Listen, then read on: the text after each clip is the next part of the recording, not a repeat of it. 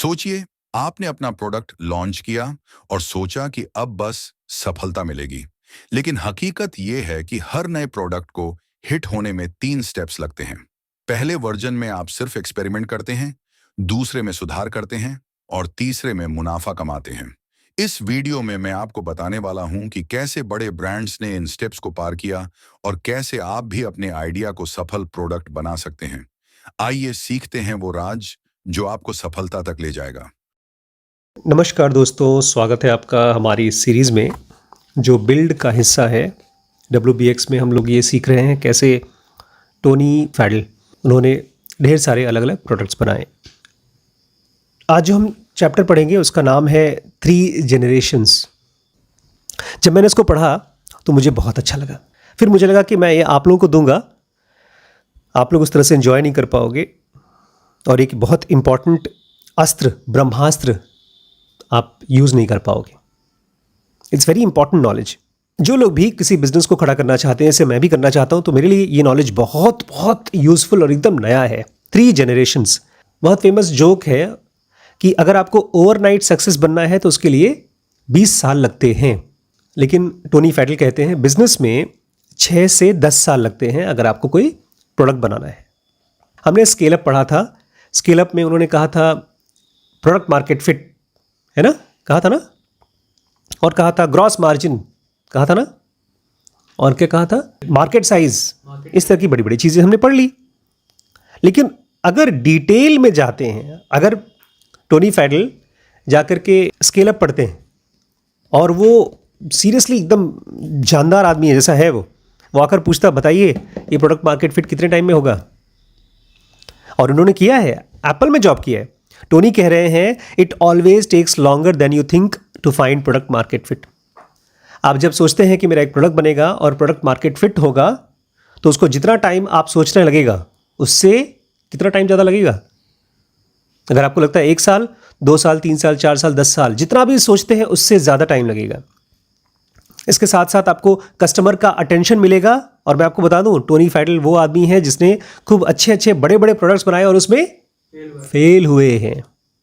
तो कस्टमर का अटेंशन मिलने में भी आपको टाइम लगेगा।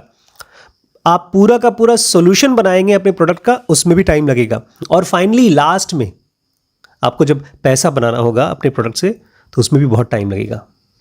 इस चैप्टर का नाम है 3 जनरेशंस। तो किस चीज़ का 3 जनरेशन? जब आप कोई प्रोडक्ट बना रहे हैं तो कम से कम 3 जनरेशंस बनानी पड़ेगी, तब जाकर के आपको वो प्रोडक्ट सही बनेगा और आपका प्रॉफिट बनेगा। और ये सच है दोनों के लिए, B2B कंपनीज के लिए और B2C कंपनीज के लिए। दोनों का क्या फुल फॉर्म है? B2B का business to business, customer, business to business. शुरू में माइक्रोसॉफ्ट B2C कस्टमर कंपनी थी, धीरे धीरे अपने आप को B2B बना लिया। और दूसरी चीज़, ये चीज़ सच है दोनों के लिए, जो कंपनीज एटम वाला काम कर रही हैं और जो कंपनीज बिट्स वाला काम कर रही हैं, इलेक्ट्रॉन वाला काम कर रही हैं। अपने दिमाग में ये बात रखिएगा कि प्रॉफिट कमाने का, प्रॉफिटेबिलिटी आने का आपकी कंपनी में, आपकी प्रोडक्ट में 3 स्टेजेस हैं। कितने स्टेजेस? 3 स्टेजेस हैं। सबसे पहला, नॉट रिमोटली प्रॉफिटेबल। सबसे पहला, दूर दूर तक आपको प्रॉफिट नहीं दिखेगा इस स्टेज पर। जो सबसे पहला वर्जन आप बनाते हैं अपने प्रोडक्ट का, उसमें आप पहले मार्केट टेस्ट करते हैं कि इसका मार्केट है भी कि नहीं। आप उस प्रोडक्ट को टेस्ट करते हैं, ये काम करेगा कि नहीं, और कस्टमर खोज रहे हैं कि क्या कस्टमर है कि नहीं इसके। और बहुत सी अच्छी अच्छी बड़ी बड़ी कंपनीज इसी स्टेज पर खत्म हो जाती हैं, इससे पहले कि वो एक चवन्नी भी कमा सकें। सेकेंड स्टेज है मेक यूनिट इकोनॉमिक्स और ग्रॉस मार्जिन। सेकेंड स्टेज है make unit economics. Unit economics मतलब देखिए ये क्या है?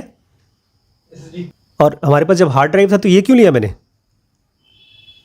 क्योंकि ये ज़्यादा आपको स्टोरेज देता है और जल्दी काम करता है। ये है सॉलिड स्टेट डिस्क, SSD। और इसमें जो डाटा डालते हैं वो ख़राब नहीं होता, टूटता नहीं। ये अगर गिर भी जाए, उसने कहा था, तो ख़राब नहीं हो ये। अच्छा, इसका कितने का है ये? 10,000, करीब 10,000 का।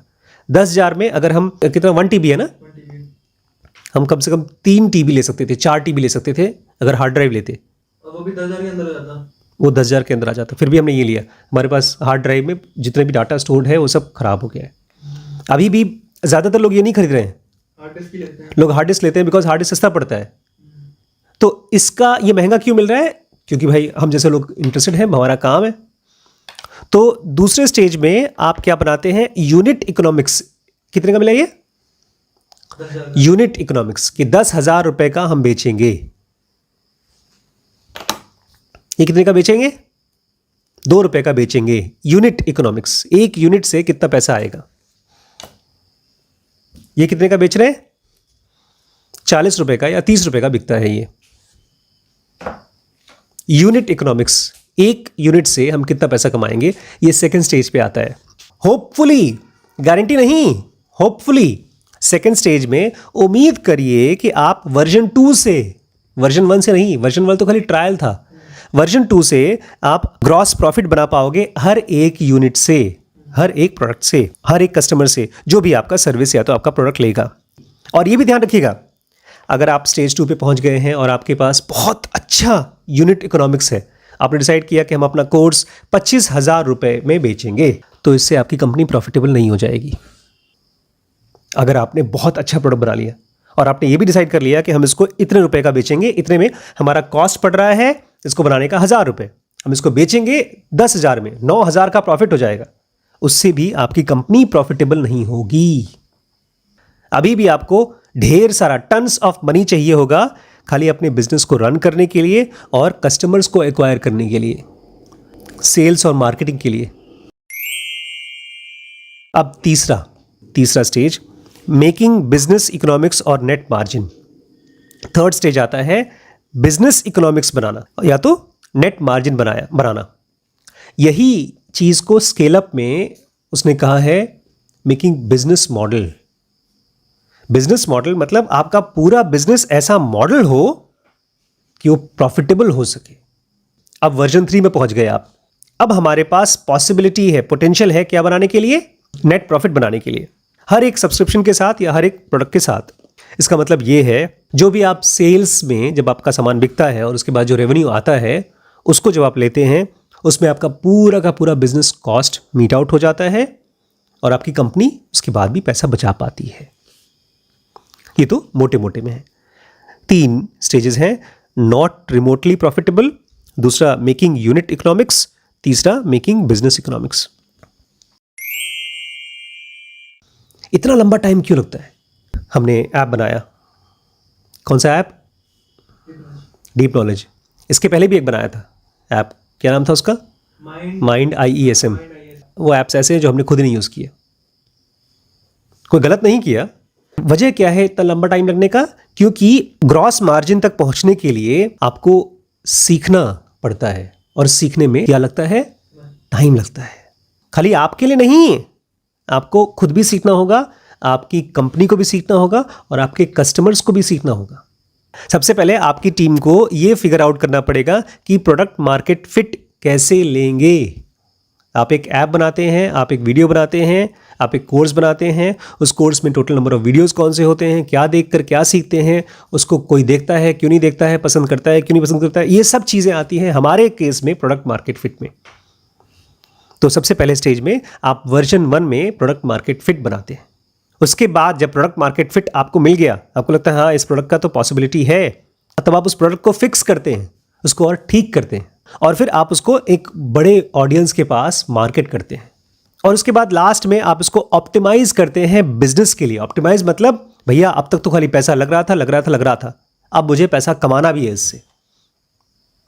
आप लोगों पर पैसा लगाया जा रहा है, खाना पीना खिलाते हैं रोज़ हम, कॉलेज की फीस जाती है, लेकिन सबसे ज़्यादा तो आपको जो पैसा लगता है वो टाइम लगता है।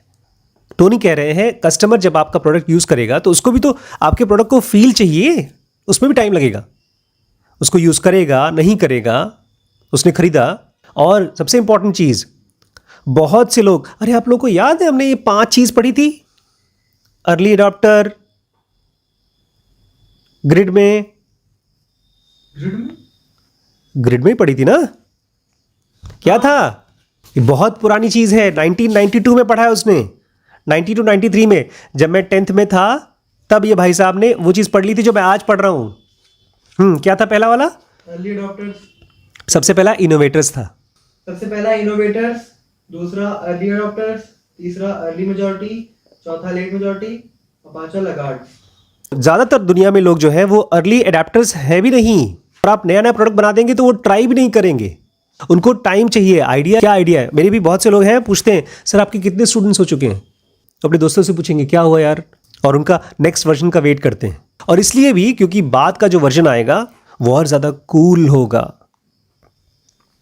लेकिन अभी जो मैंने पढ़ा ना, ये तो केवल ये पूरा 3 जनरेशन्स का एक सरफेस व्यू दिया मैंने, 2 प्रोडक्ट्स के साथ, खासतौर से एक टेस्ला की कार के साथ और एक और बहुत ही नया हाईटेक प्रोडक्ट के साथ टोनी फेडल समझाते हैं 3 जनरेशन्स। अगर आप इंटरेस्टेड हैं तो I would request you to at least make a list of all the topics, headings, titles जो हमने कवर किया है WBX में। आप जानना चाहते हैं, समझना चाहते हैं बिजनेस को, तो WBX is my way, because मैं एक एक कदम फूक फूक के रखता हूँ and I feel I am going on a right track. जैसे जैड पढ़ा तो मेरी लाइफ में रेवोल्यूशन हो गया, और WBX से भी मेरे फाइनेंशियल वर्ल्ड में रेवोल्यूशन हो रहा है। So I can't force you to eat, I can't force you to study. सभी घोड़े नहीं होते ना, लंबी रेस के घोड़े। So if you want to go long term, आपको ये सोच के चलना पड़ेगा बच्चों कि जो मुश्किल से मुश्किल चीज़ भी है, कम से कम उसका फर्स्ट लेयर के साथ तो हम अपने आप को रूबरू कर लें। First layer like foundation, it's not impossible, it is initially difficult but not impossible. अब देखिए हम लोग ठीक है, हम लोग आईफोन नहीं बनाएंगे, लेकिन हम एजुकेशनल प्रोडक्ट तो बना ही रहे हैं। I feel very happy when I discover something, very empowered. I want you people to be very powerful financially, not just having money, but understanding money, understanding future. अभी एक सीरीज जब मैं start करने वाला हूँ ना, उसमें नई नई चीज़ समझ में आएगी। बट बच्चों उसके लिए आपको फर्स्ट लेयर पे you have to be very, क्या बोलते हैं उसको, जो हमारे यहाँ सुधीर सुब्रमण्यम टाइप का था, वो हर एक चैप्टर का नोट्स बनाता था यार, झकास, उसको याद रहती थी सारी चीज़ें। आप याद मत करिए but at least make fair notes of this.